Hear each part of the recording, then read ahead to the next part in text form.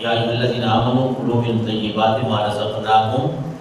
اللہ کے نبی صلی اللہ علیہ وسلم نے یہی آیت مقدسہ تلاوت فرمائی کہ ایمان والو، رب فرما رہا ہے کلوا من طیبات ما رزقناکم، جو رزق ہم نے تمہیں دیا ہے اس میں سے عمدہ حلال رزق کھاؤ۔ پھر اللہ کے نبی نے وہ واقعہ جو مشہور حدیث مبارکہ میں ہے، جو آپ نے اکثر سنا ہوگا، حضور نے وہ سنا ہے مسلم شریف کی حدیث مبارکہ، ثم ذکر رجلا یطیل السفر اشعث واغبر یمد یدیہ الی السماء یا ربی یا ربی۔ اللہ کے نبی نے یہ آیت مقدسہ کا حصہ تلاوت کیا اور پھر اس آدمی کا تذکرہ فرمایا کہ اللہ کے نبی نے فرمایا وہ آدمی جو اتنا لمبا سفر کر کے آتا ہے، اس کے جو بال ہیں وہ گرد غبار ہیں، وہ مسافر ہے، سفر کر کے تھکا ہارا آتا ہے اور آسمان کی طرف اپنے ہاتھ لمبے کر کے رب کے سامنے عرض کر رہا ہے یا ربی یا ربی، اے میرے رب مجھے فلاں بھی دے دے، یا رب مجھے فلاں چیز بھی دے۔ اللہ کے نبی نے فرمایا مطعمہ حرام ومشربہ حرام وملبسہ حرام وغذی بالحرام فأنی یستجاب لذلک۔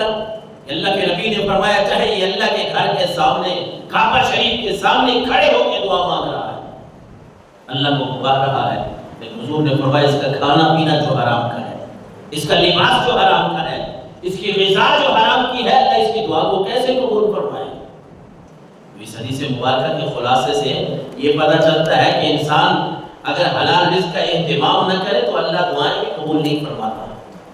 حلال رزق اگر بندہ کھا رہا ہے تو پھر دعائیں قبول ہو رہی ہیں، اور اگر حلال رزق کا اہتمام نہیں ہے تو پھر یاد رکھیں کہ پھر انسان کی دعائیں بھی اللہ قبول نہیں فرماتا۔ دعائیں تو کجا ہوا، حدیث مبارکہ کا مفہوم ہے کہ اللہ 40 دن تک اس انسان کے عمل کو قبول ہی نہیں فرماتا جو حرام کھاتا ہے۔ اللہ اکبر۔ اور یہ مزدور کا جو ہاتھ ہے نا، یہ مزدور کا جو ہاتھ ہے، یہ صرف یکم مائی کو ہم ایک دن مناتے نہیں، میں تو کہتا ہوں بلکہ وہ اللہ کے نبی صلی اللہ علیہ وسلم نے بھی فرمایا، حدیث مبارکہ کا مفہوم ہے نا کہ جس کے پاس جتنا زیادہ ہوگا اتنا زیادہ حساب دینا ہوگا۔ حدیث رسول کا خلاصہ ہے جتنا کم ہوگا اتنا ہی کم حساب، تھوڑا حساب دینا ہوگا۔ یہ جو مزدور طبقہ ہے نا، یہ اللہ کو اور اللہ کے نبی صلی اللہ علیہ وسلم کو بڑے پیارے ہیں۔ یہ مزدور جن ہاتھوں سے مزدوری کرتے ہیں نا، انہی کے بارے میں اللہ کے نبی نے فرمایا کہ جو ہاتھ سے کمانے والے ہیں وہ اللہ کے حبیب ہوتے ہیں، وہ اللہ کے حبیب ہیں، رب کو بڑے پیارے ہیں یہ لوگ جو ہاتھ سے مزدوری کرتے ہیں۔ اور ہاتھ سے کمانا یہ کوئی عیب والی بات نہیں ہے۔ ہمارے معاشرے میں تو خیر ہم نے اپنے ہی طریقہ کار اپنا لیے ہیں، ہم نے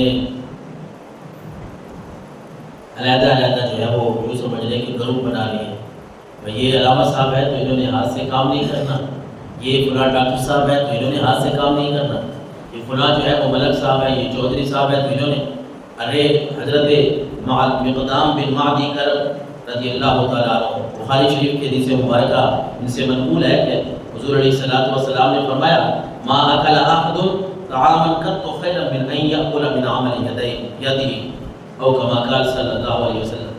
حضور صلی اللہ علیہ وسلم نے فرمایا، حضرت مقدام فرما رہے ہیں، سرکار دو عالم نے فرمایا بہترین عمل، بہترین رزق وہی ہے، وہی عمل ہے جو بندہ اپنے ہاتھ سے کما کے کھاتا ہے۔ اپنے ہاتھ سے کما کے جو بندہ کھاتا ہے، اللہ کے نبی فرما رہے ہیں وہ بہترین رزق ہے، بہترین عمل ہے۔ اور پھر حضور نے فرمایا فإن نبی اللہ داؤد علیہ السلام کان یأکل من عمل یدہ۔ حضور نے مثال بیان فرمائی اس حدیث کے آخر میں کہ حضرت داؤد اللہ کے نبی تھے اور وہ اپنے ہاتھوں سے کام کر کے، اپنا کام کاج ہاتھوں سے کر کے، مزدوری کر کے، پیسے کما کے وہ حلال رزق اس طرح کھاتے تھے۔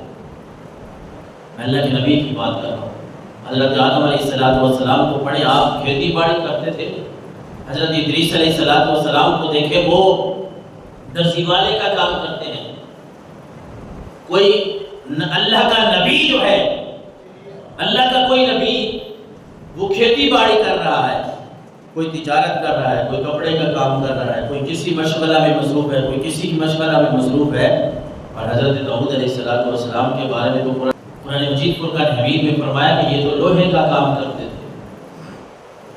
لوہے کا کام کتنا مشکل ہے، حضرت داؤد علیہ السلام لوہے کی زرہیں بنا کے بیچتے تھے۔ فعلمناه صنعة لبوس لكم. حضرت زبیر بن عوام